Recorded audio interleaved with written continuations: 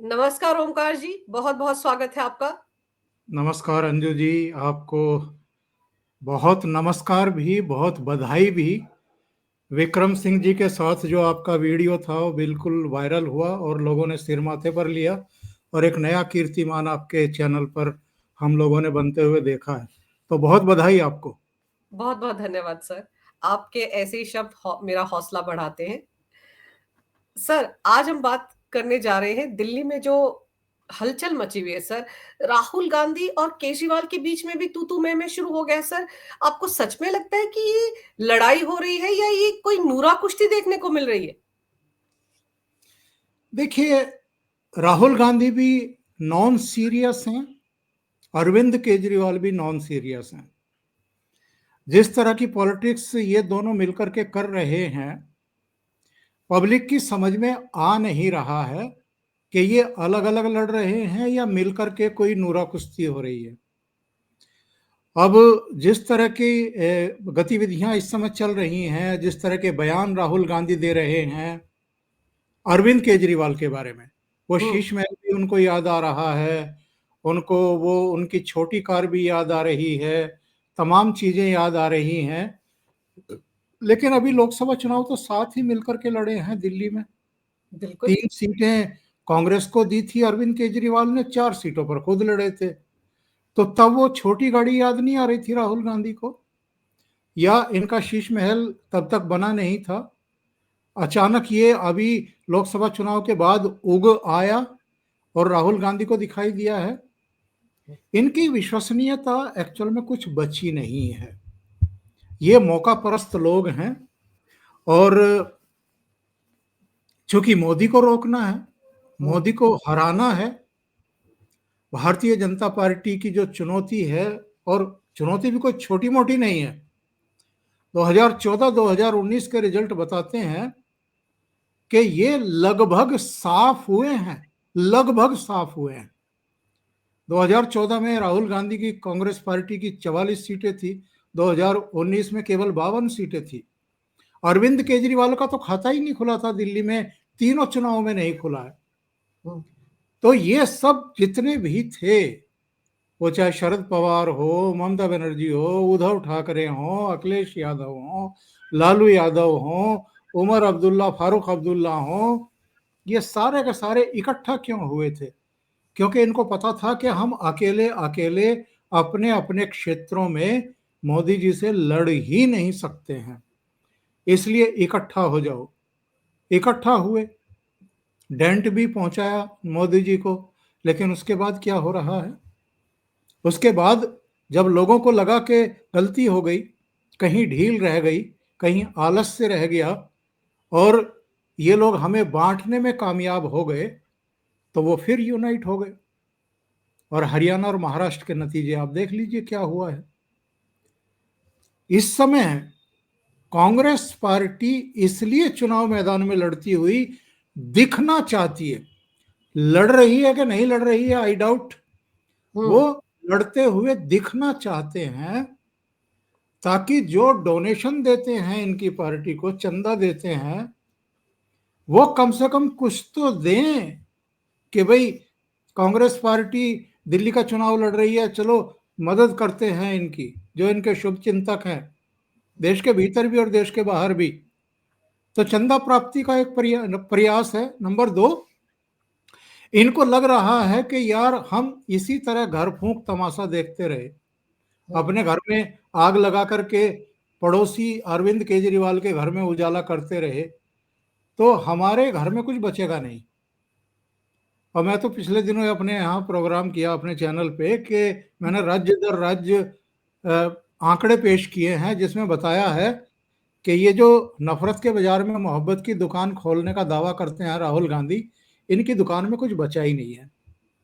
अलग अलग राज्यों में ये इनका लगभग सुपड़ा साफ है। बस कुछ राज्यों में अब इनकी उपस्थिति दिखाई दे रही है, बाकी राज्यों से तो इनका लगभग सफाया हो चुका है। बहुत सारे स्टेट तो अब ऐसे हैं जहां एक भी एमएलए नहीं है इनका, और 1 दर्जन से ज्यादा राज्य अभी भी ऐसे हैं जहां एक भी एमपी चुन करके नहीं आया है। तो महाराष्ट्र और हरियाणा हारने, जम्मू कश्मीर में केवल 6 MLA आने, झारखंड में केवल 16 या 18 MLA आने के बाद इनको लगा कि भाई खुद कुछ कर लो, खोया हुआ जनाधार वापस ले लो, इसलिए कोशिश हो रही है। जी। और इनकी तरफ से जो कोशिश शुरू हुई है उससे अरविंद केजरीवाल अतिरिक्त सतर्क हुए हैं। अंजू जी, आपने ध्यान दिया होगा, अभी आदित्य ठाकरे का एक बयान आया है कि जी दिल्ली में अरविंद केजरीवाल जी जीत रहे हैं, हम अरविंद केजरीवाल जी के साथ हैं, यानी हम कांग्रेस पार्टी के साथ नहीं हैं। उधर अखिलेश बाबू इनकी मदद के लिए आगे आ आ गए गए, हैं। आ गए। वो जो हैं इकरा हसन को कहा कि भाई आप जरा अरविंद केजरीवाल के पक्ष में थोड़ा सा प्रचार वरचार करो, कुछ दूसरे लोगों को भी इन लोगों ने मैदान में उतारा है। मतलब एक मैसेज देने की कोशिश है कि अखिलेश भैया अगर अरविंद केजरीवाल के साथ हैं तो जो दिल्ली के मुसलमान थोड़ा बहुत छिटक रहे हैं, नाराज हो रहे हैं, इमामों को वेतन नहीं मिला है इसलिए भी नाराज हैं, तो वो अरविंद केजरीवाल के साथ ही रहे, भारतीय जनता पार्टी को हराने के लिए कांग्रेस के पास ना जाएं। सर, मुस्लिम वोट बैंक का ही सारा राजनीति चल रहा है, ये खासतौर पर इंडी गठबंधन में। उधर ओवैसी भी कूद चुके हैं, वो दिल्ली दंगों के आरोपियों को, ताहिर हुसैन को मैदान में उतार चुके हैं, शिफा उर रहमान को मैदान में उतार चुके हैं, कस्टडी पैरोल पर वो बाहर भी आ गए हैं, चुनाव प्रचार कर रहे हैं पूरे पुलिस दल बल के साथ। लेकिन सर, केजरीवाल की राजनीति आपको क्या दिख रही है इस वक्त? वो जो जहर मिला दिया है पानी में हरियाणा सरकार ने, दिल्ली वालों में को मारना चाहती है बीजेपी, जेनोसाइड हो जाएगा, नरसंहार हो जाएगा, उसको लेकर तो वो बुरी तरह से फंस गए हैं सर। कौन सा जहर मिला था यमुना के पानी में, वो चुनाव आयोग को बता नहीं पाए।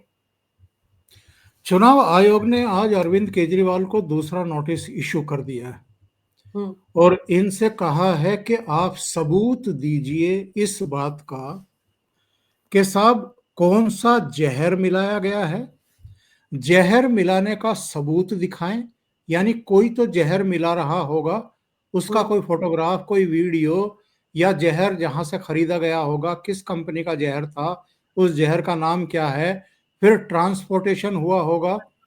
अब यमुना नदी ऐसी तो है नहीं कि जिसमें 2-4 गिलास पानी हो, वहां तो लाखों क्यूसेक पानी बहता है, तो बिल्कुल। उसमें ऐसा भी नहीं है कि 2-4 चुटकी किसी ने जहर डाल दिया और वो जहरीली हो गई, तो कई टन उसमें जहर डालना पड़ेगा तब जाकर के वो जहरीली होगी।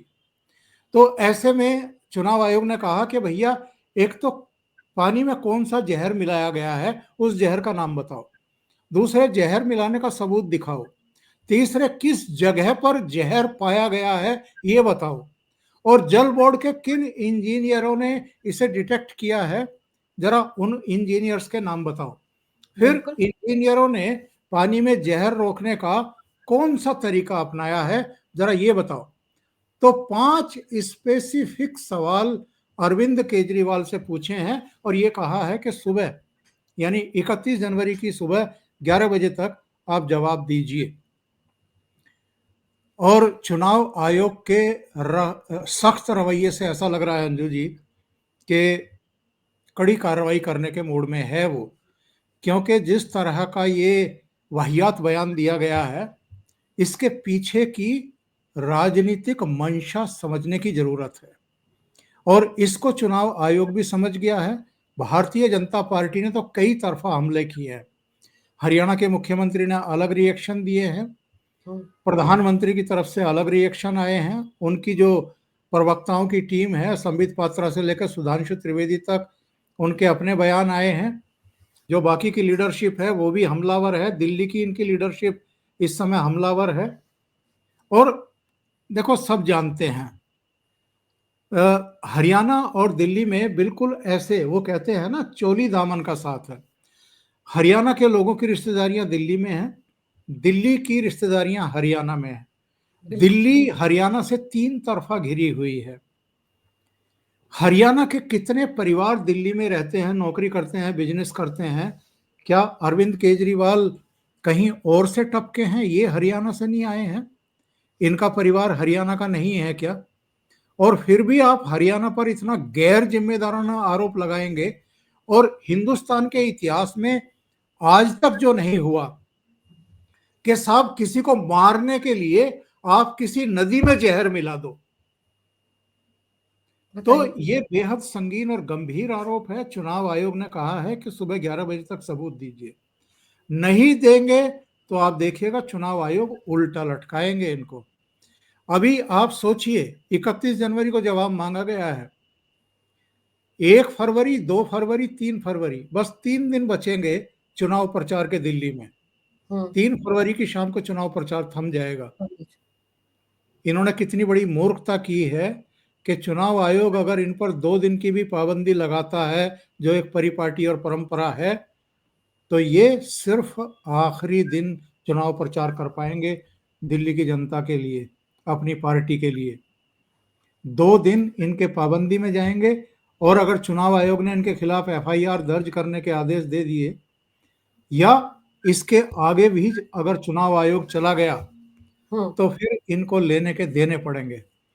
और यही वजह है आज प्रेस कॉन्फ्रेंस करके 4 बोतलें टेबल पर सजा करके मीडिया के कैमरों के सामने बैठे हुए थे। आतिशी मारलेना को भी बुला लिया, मनीष सिसोदिया को, संजय संजय सिंह को, सिंह। क्योंकि जब आदमी घबराता है तो उसको दूसरे भी अपने आसपास बैठे हुए दिखने चाहिए कि कोई अटैक वटैक आए तो कम से कम वो संभाल लें उसको। पर आप मुझे देखिए, बताइए कि कितनी बड़ी मुसीबत इस आदमी ने अपने सिर पर ले ली है। और ये क्यों ली है? क्योंकि अरविंद केजरीवाल दिल्ली की आबो हवा से अवगत हैं। इंटरनल सर्वे हर पार्टी कराती रहती है, वहां से रिपोर्ट्स आ रही हैं, इसलिए रोज नए नए शिगुफे छोड़ रहे हैं। और जब आपका संतुलन गड़बड़ाता है, जब आप इनसिक्योरिटी फील करते हैं, तो इसी तरह की आत्मघाती गलतियां करते हैं, जैसी अरविंद केजरीवाल ने कर दी है। मुझे एक बात बताइए, भारतीय जनता पार्टी हो या कोई दूसरी पार्टी हो, हम्म। अगर किसी शहर या किसी राज्य के मतदाताओं से उनको वोट लेने हैं, तो वो उनको जहर दे करके मारेंगे या उनकी खुशामद करेंगे, उनको सुनहरे भविष्य के लिए अवगत कराएंगे, और उनको अपने वोट लुभावन अपने योजनाएं अनाउंस करेंगे अपने उनके लिए। आकर्षित करने की कोशिश करेंगे? क्या करेंगे?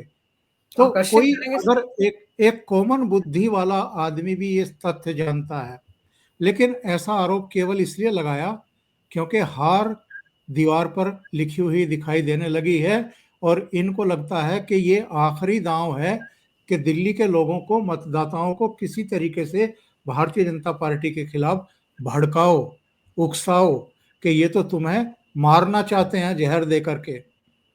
अब इनको जवाब देना पड़ेगा, सबूत देना पड़ेगा, नहीं तो अंजाम भुगतना पड़ेगा। सर हैरानी की बात तो ये कि जो पहला जवाब दिया है उसमें अमोनिया का जिक्र कर रहे हैं। भाई आपने तो पॉइजन कहा था, आपने तो जहर कहा था। आप अमोनिया कहते तो दिल्ली के लोगों को तो पता है ना सर कि यमुना के पानी में अमोनिया है, उसकी मात्रा घटती बढ़ती रहती है। दिल्ली वाले अच्छे तरीके से जानते हैं कि बदबूदार पानी जब आता है तो अमोनिया की मात्रा ज्यादा होती है, कोई नहीं पीता उस पानी को सर। तो मरने का सवाल तो वैसे ही पैदा नहीं होता, लेकिन यहाँ तो नरसंहार, जेनोसाइड, मैसेकर की बातें वो कर रहे थे। पर सर अब जब उनको दूसरा नोटिस मिल गया है तो उन्होंने प्रेस कॉन्फ्रेंस करके ये भी तो कहा कि मुझे नोटिस दिला रहे हैं, एफआईआर कर रहे हैं, डाल दो मुझे जेल में, मैं तो पहले भी जेल में रहा हूं। आप चुनाव आयोग जो है वो बीजेपी के कहने पर चल रहा है, मोदी सरकार के कहने पर चल रहा है, वो ये आरोप भी लगा रहे हैं मैं किसी नोटिस का जवाब नहीं दूंगा। यहां तक उतर आए, मतलब इस वक्त वो अपने आप को शहीद दिखाने की कोशिश कर रहे हैं कि अगर उनके खिलाफ एफआईआर दर्ज होगी, जैसे सोनीपत में भी उनके खिलाफ एफआईआर दर्ज हुई है सर, 17 फरवरी को उनको वहां हाजिर होना है। तो मुझे तो ये लग रहा है कि इस वक्त वो पुरजोर कोशिश कर रहे हैं कि एक तो सिंपथी वोट मिल जाए और कोई ना कोई कार्रवाई उनके खिलाफ हो जाए ताकि वो रोना गाना शुरू कर दें, विक्टिम कार्ड खेलें। नहीं, आदमी नोटिस का जवाब तो तब देगा ना जब जवाब देने की स्थिति में हो। हम्म। है क्या जवाब देने की स्थिति में ये आदमी? इसके इनके पास में कोई सबूत है क्या इस बात का कि जहर मिलाया गया? और जहर का नाम दे सकते हैं क्या? ये किसने मिलाया है, क्या दे सकते हैं इसका जवाब? किस इंजीनियर ने पकड़ा है, क्या इसका जवाब दे सकते हैं? इन्होंने कहा था कि हमारे इंजीनियरों ने समय रहते उसे पकड़ लिया, जहर को पकड़ लिया। और जहर को कहां से पकड़ा होगा भाई? यहां से पकड़ा होगा, कान पकड़ा होगा। मतलब ये तो बताओ कि जहर को पकड़ा कहां से। और फिर दूसरी बात ये कह रहे हैं कि हमारे इंजीनियरों ने उसी समय उस पानी को, जहर मिले पानी को वहीं रोक दिया। हाँ, मतलब मिलने नहीं दिया यमुना में। 2-4 गिलास पानी था क्या? लाखों क्यूसेक पानी आ रहा है नदी में, उसको इंजीनियर इतने काबिल हैं कि वहीं रोक दिया। और कोई बांध भी नहीं बनाया, पानी का कोई डाइवर्जन भी नहीं किया। ये भी नहीं है कि कहीं पाताल में उतार दिया उस पानी को, या उत्तर प्रदेश की तरफ मोड़ दिया, या हरियाणा में से ही होते हुए राजस्थान या कहीं गुजरात गुजरात कहीं या पाकिस्तान भिजवा दिया। कहां भेज दिया?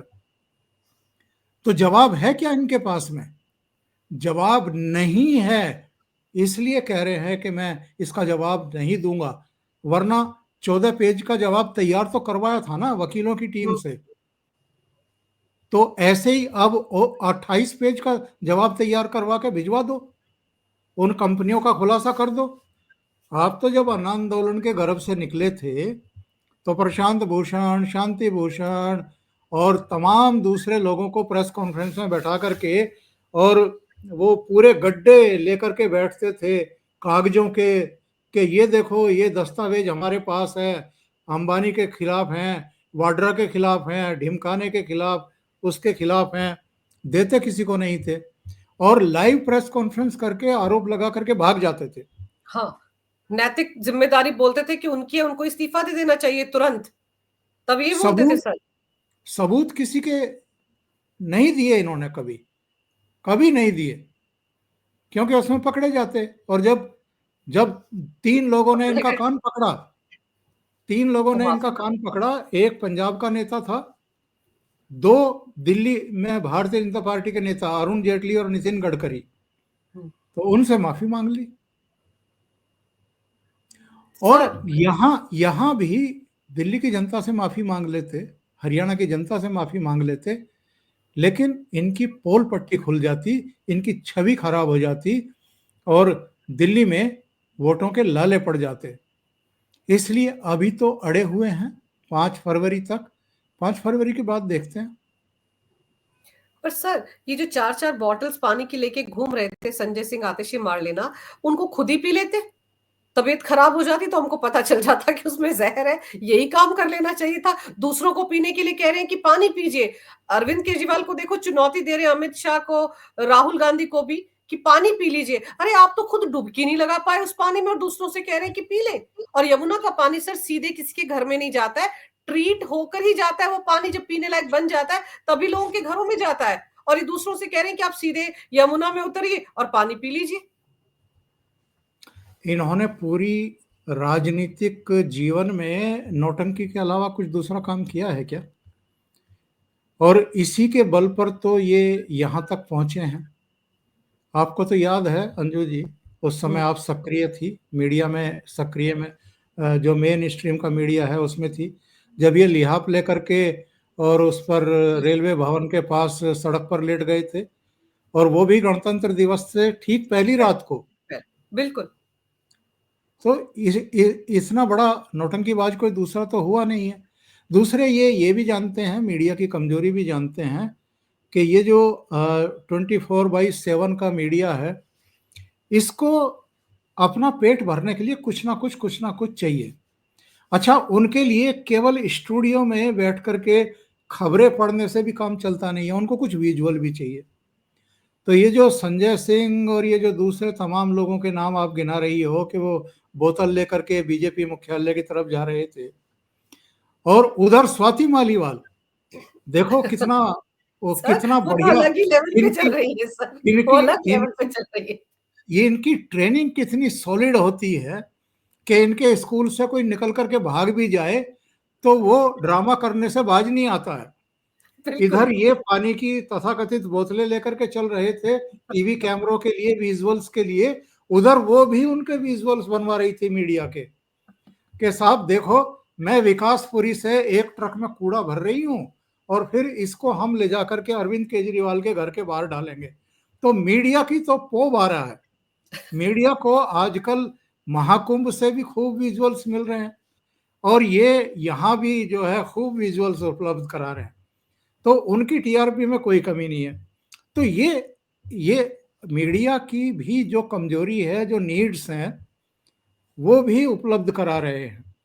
तो सब वो कहते हैं ना कि सिर कढ़ाई में, पांचों उंगली घी में और सिर कढ़ाई में, तो मीडिया का भी सिर कढ़ाई में है, पांचों उंगलियां घी में हैं, और इनकी राजनीति चल रही है। ये अपना मैसेज भेजने में कामयाब हैं अपने मतदाताओं तक। सर और ये पूरा मीडिया के तो वारे न्यारे इसलिए भी है ना कि लंबी लंबी एड्स आ रही हैं पंजाब से। अब देखो भगवंत मान की एड्स तो आंध्र प्रदेश और तमिलनाडु के टीवी चैनल्स पर भी चल रही है। तो मीडिया की तो जेबें भरी जा रही है इस तरीके से, तो उनको तो इन्हीं के वीडियो दिखाने, और प्रेस कॉन्फ्रेंस जो तथाकथित सर अरविंद केजरीवाल करते हैं रिकॉर्डेड सी, उसको वो लाइव प्ले करते हैं। मीडिया मैनेजमेंट का भी इनसे बड़ा मास्टर अभी तक भारतीय राजनीति में कोई नहीं है। मैं आपके प्रोग्राम में पहले भी कह चुका, इस देश में 30 से ज्यादा मुख्यमंत्री हैं, पर मुख्यमंत्री एक्चुअल में देश में एक ही है मीडिया के हिसाब से, तो अरविंद केजरीवाल। बाकी तो किसी मुख्यमंत्री की शक्ल कभी हम देखते नहीं है टेलीविजन चैनलों पर। कभी कुछ ममता बनर्जी दहाड़ती हैं तो उनका थोड़ा बहुत दिखाई दे जाता है, बाकी और किस मुख्यमंत्री का चेहरा दिखाई दे रहा है? तो वो तो जो जितना फेंकता है, मतलब टेबल के नीचे से फेंकता है, उसका चेहरा उतना ही दिखाया जाता है। और कुछ एजेंसियां भी हैं जिनके माइक जो हैं और वीडियोग्राफर कुछ नेताओं के पीछे घूमते रहते हैं, और एजेंसियों के बारे में मेरे पास जानकारी है कि वो भी नगद नारायण दो तो आपके विजुअल्स, आपके बयान डेली एक रिपोर्टर जाकर के लेगा और उनको प्रसारित करेगा। तो ये सब खेल इस देश में चल रहा है। ये अगेन साहब एक बड़ा इशू है, जी। और पता नहीं सरकारें कभी इस इशू को ठीक से टैकल और एड्रेस कर पाएंगी कि नहीं कर पाएंगी। लेकिन सर इस वक्त जब मैं और आप ये रिकॉर्डिंग कर रहे हैं, तो जो कपूरथला हाउस है दिल्ली में, जहां पर भगवंत मान सिंह आकर ठहरते हैं, उनके यहाँ तो ईसी की टीम पहुंची हुई, दिल्ली पुलिस पहुंची, क्योंकि उनके खिलाफ तो शिकायत आ गई, गाड़ी बरामद हुई थी जिसमें पैसा मिला है, शराब की बोतलें मिली हैं, आम आदमी पार्टी के पोस्टर मिले हैं, और खबरें ये आ रही हैं कि वहां पर पैसा डंप करके रखा गया है कपूरथला हाउस में। पंजाब से लगातार गाड़ियां आ रही हैं पैसा लेकर, इसके लिए ईसी की टीम वहां पहुंची हुई है। देखिए, चुनाव आयोग पर आरोप लगा देना सबसे आसान है सबके लिए। हम्म। जब महाराष्ट्र में चुनाव हो रहा था, चुनाव प्रचार हो रहे थे, तो आपको याद होगा एक दिन में 2 बार उद्धव ठाकरे के हेलीकॉप्टर की तलाशी हुई थी, हम्म। 2 अलग-अलग डेस्टिनेशन पर। उस समय उद्धव ठाकरे किस लैंग्वेज में बात कर रहे थे, और वो किसी और पर आरोप नहीं लगा रहे थे, चुनाव आयोग के जरिए सीधे प्रधानमंत्री पर आरोप लगा रहे थे। उसके बाद हमने ये भी देखा कि देवेंद्र फडणवीस के भी हेलीकॉप्टर की तलाशी हुई है, जो दूसरी भारतीय जनता पार्टी की लीडरशिप है उनके भी हेलीकॉप्टर, उनकी गाड़ियां, वो सब खंगाली गई हैं। अलग अलग जगहों पर औचक निरीक्षण हुए हैं। हम्म। तो ये कार्रवाइयां चुनाव आयोग किसी बेस पर, किसी सूचना पर करवाता है, उस पर आरोप मढ़ देना सबसे आसान काम है। लेकिन उसके सामने जो चुनौतियां हैं निष्पक्ष और स्वतंत्र चुनाव कराने की और सबको समान अवसर उपलब्ध कराने की, उन चुनौतियों को कैसे फिर वो मीट आउट करेगा? और आज की प्रेस कॉन्फ्रेंस में आपने देखा मुख्य चुनाव आयुक्त राजीव कुमार के बारे में कितनी निचले स्तर की लैंग्वेज का इस्तेमाल किया है अरविंद केजरीवाल ने। बिल्कुल। ये 28 फरवरी को रिटायर होने जा रहे हैं, फिर से कोई नौकरी तलाश करने के लिए ऐसा कर रहे हैं, यानी मुझे दूसरा नोटिस इशू कर रहे हैं। अगर राजनीति करने का इतना ही शौक है तो दिल्ली की किसी विधानसभा चुनाव से चुनाव लड़ लें। मतलब एक संवैधानिक संस्थान के हेड, मुख्य चुनाव आयुक्त, उनका स्तर आपने ये कर दिया कि वो विधानसभा का चुनाव लड़ेंगे आपके कहने पर दिल्ली में। इससे पहले जितने मुख्य चुनाव आयुक्त हुए हैं रिटायर होने के बाद, उनमें मनोहर सिंह गिल का नाम मुझे याद आ रहा है, जो कांग्रेस पार्टी ने राज्यसभा में भी भेजे थे और केंद्र में मंत्री भी बनाए थे। तो ये तो इनकी सोच का स्तर है। और किसी को भी अपमानित कर दो, किसी पर कुछ भी आरोप लगा दो, जब आप नोटिस का जवाब ना दे पाओ, सवालों के जवाब ना दे पाओ, और जब कानूनी प्रक्रिया में घिरते हुए दिखाई दो, और जब सिर पर तलवार लटकी हुई हो, तो इसी तरह की पेशबंदी आदमी करता है बयानों के जरिए, जैसी अरविंद केजरीवाल इस समय करते हुए दिखाई दे रहे हैं। सर, अरविंद केजरीवाल का तो ये हाल है कि चित भी मेरी पट भी मेरी। जब उनकी शिकायतों पर प्रवेश वर्मा को नोटिस जारी होते हैं तो आम आदमी पार्टी वाले बल्ले बल्ले करते हैं, उनको बड़ा अच्छा लगता है चुनाव आयोग ने कार्रवाई की। और जब उनके खिलाफ कार्रवाई हो रही है तो रोना पिटना शुरू हो गया, विक्टिम कार्ड खेला जा रहा है। लेकिन सर, अब देखते हैं कि 31 जनवरी को 11 बजे तक जो अरविंद केजरीवाल को जवाब देना है इस नए नोटिस का, इसका जवाब वो देते भी हैं या नहीं देते हैं, और अगर नहीं देंगे तो फिर चुनाव आयोग इनके खिलाफ क्या कार्रवाई करता है। सर, आपने समय निकाला इस महत्वपूर्ण विषय पर तमाम जानकारी मेरे दर्शकों को दी। आपका जी, बहुत बहुत धन्यवाद। नमस्कार। नमस्कार।